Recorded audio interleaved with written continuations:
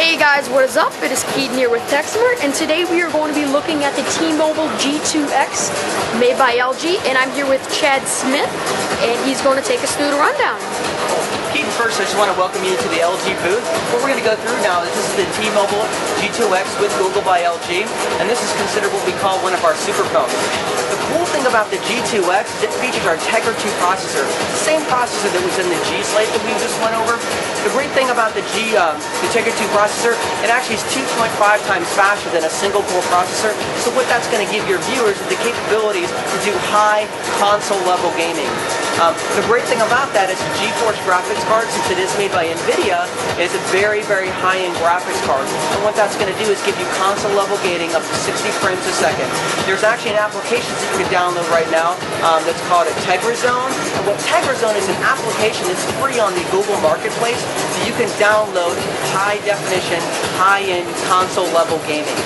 The great thing about that is it only will run on a dual-core NVIDIA processor.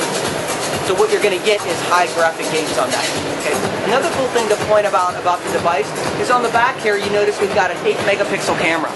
So you're going to get high quality pictures on the device, and it also has an LED flash. On the front over here, we have a 1.3 front-facing camera, and that's for all your video chats. Is that in HD? Yes, that is in HD. Cool. Another cool thing you notice on here, we're using a very standard version of Android on here, and the reason we did that is this will be fully upgradable to Gingerbread or 2.2, 2.3 very, very shortly after launch. So we want to make sure that was very seamless and very smooth.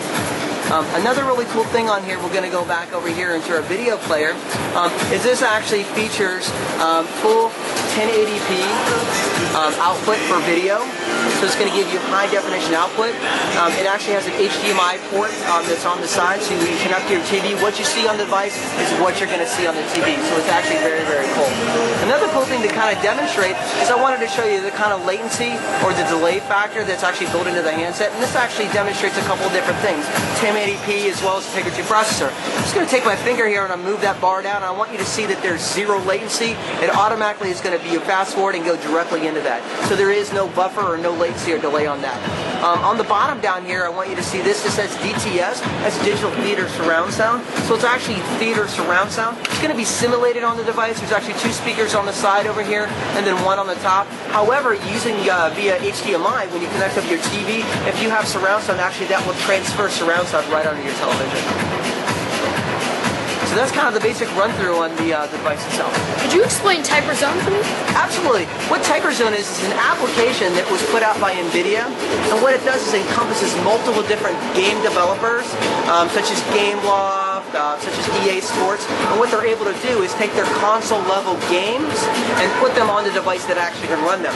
One thing to keep in mind is even though that you can try to download this on other devices, it's only going to work on something that's running a Tegra 2 dual-core processor, because those have the capabilities to run the high-level gaming, the high graphics gaming.